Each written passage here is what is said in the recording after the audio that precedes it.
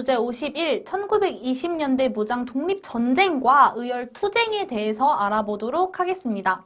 우리가 1910년대 국외에 많은 단체와 학교와 군사들을 훈련하게 되면서 힘을 키웠어요. 그래서 드디어 1920년대는 일본과 전쟁을 할 수 있을 정도의 강력한 힘을 가지게 됩니다.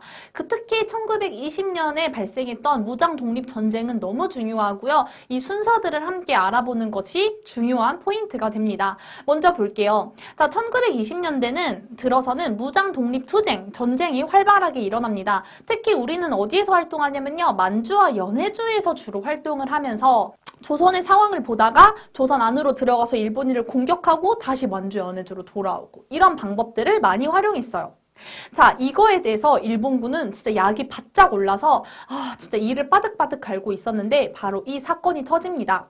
홍범도 장군이 이끄는 대한독립군이 그 주인공이 되겠어요. 또 이렇게 우리가 만주와 연해주에서 활동하다가 조선에 들어가서 일본인을 공격하고 치고 빠지는 이런 전술을 하고 있었는데 일본인이 어느 날은 이거를 끝까지 쫓아옵니다. 쫓아왔을 때 홍범도 장군이 이끄는 대한독립군은 봉오동 전투에서 아주 큰 승리를 이뤄요.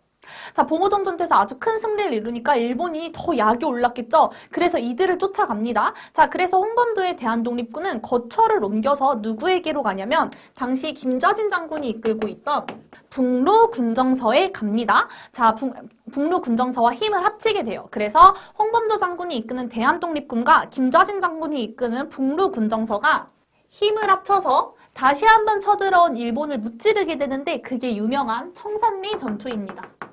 청산리 전투에서까지 일본이 크게 패배를 하니까 열받은 일본은 진짜 우리가 이 조선 이 독립군한테 진 이유가 뭘까를 생각합니다. 당시 전쟁을 하려면요. 먹을 것도 필요하고 잘 때도 필요하고 하니까 누군가는 총을 들고 싸우지만 누군가는 쌀을 들고 싸우기도 하고 가마솥을 들고 싸우기도 했어요. 일본인도 그랬겠죠.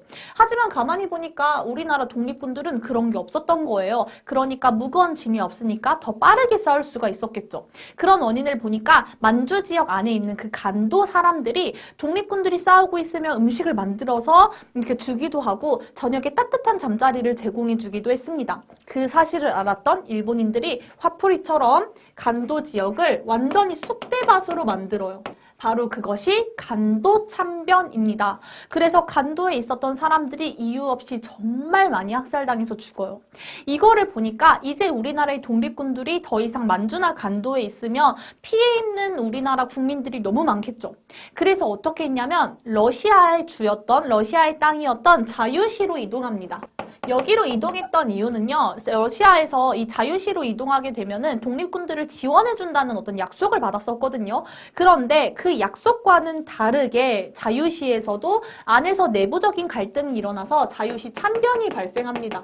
간도 참변, 자유시 참변처럼 이 자유시에서도 우리나라 독립군들이 굉장히 많은 죽음을 당해요. 내부 갈등이나 이런 것들 때문에. 그래서 다시 자유시가 아닌 만주로 돌아옵니다. 그래서 이 만주에 돌아온 우리 독립운동가들은 무엇을 생각했냐면 우리가 이럴 때일수록 힘을 더 꽝꽝 뭉쳐야겠다라고 생각을 해요. 힘을 더 딱딱 뭉쳐야겠다고 생각을 해서 부서를 만들게 됩니다. 자, 이렇게 부서를 만들다 보니까 총 몇 개의 부서가 생겼나요? 네, 3개의 부서가 생겼죠. 그래서 이거를 바로 3부라고 합니다. 이렇게 3개의 부서인 3부가 생겼어요. 자, 3부가 생겼는데 정의부, 참의부, 신민부가 생겼는데 또 일본이 이 만주에 있던 우리를 또 탄압해요. 자, 그러니까 우리가 3부보다 우리가 더 힘을 합치면 우리가 이 부서를 더 똘똘 뭉치자라고 해서 3부보다 더 힘을 합친 2부가 만들어져요. 그게 이렇게 3부를 또 통합해서 우리가 힘을 똘똘 뭉치게 됩니다. 그래서 1920년대 무장독립전쟁의 어떤 순서를 보면 됩니다. 이 순서에 따라서 우리가 왜 이런 전투를 했고 왜 이런 아픔을 당했고 왜 우리가 힘을 똘똘 뭉치게 됐는지 이 흐름을 꼭 알아두시면 됩니다. 자, 그리고 한쪽에서는 이렇게 어떤 전쟁과 같은 큰 규모의 무장독립전쟁이 발생하기도 했지만요. 의열단이라고 하는 개인적인 투쟁 단체들도 생깁니다. 자, 의열단이라고 하는 건 우리 책에서도 잘 나와 있는데요. 개인이 일제 중요한 기관을 폭파해서 그 일본인이 제대로 활동하지 못하게끔 하는 단체였어요. 1919년에 만들어졌고 현상금 1위였던 일본이 제일 잡고 싶어 했던 바로 김원봉.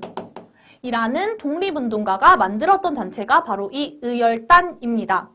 그래서 김원봉은 이 의열단을 조직했고요. 이 의열단원들이 항상 가슴에 품고 다니는 종이가 있었어요. 그 종이는 바로 신채호 선생님이 쓴 조선혁명선언서입니다. 자, 조선혁명선언서라고 하는 내용은 뭐가 들어있냐면 우리가 독립을 하려면 폭력적인 방법을 사용해야 된다. 민중이 직접적인 폭력으로 투쟁해야 된다라고 하는 내용이 적혀져 있어요. 즉, 의열단원들을 이거를 항상 방향, 지침으로 삼고 다니면서 우리가 나라를 찾기 위해서는 폭력적인 방법을 사용해야 된다. 직접적으로 일본한테 투쟁해야 된다라는 의지를 불태우기도 했습니다. 그래서 대표적인 인물은요, 김익상.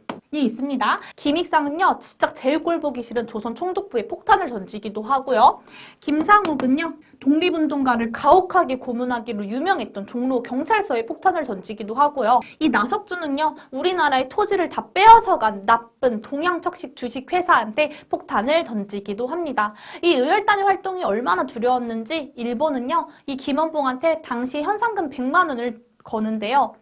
이 100만 원이 지금의 돈으로는 한 320억 정도라고 해요. 그만큼 이 의열단의 활동들이 얼마나 대단했고 일본이 얼마나 잡고 싶었는지를 볼 수가 있습니다.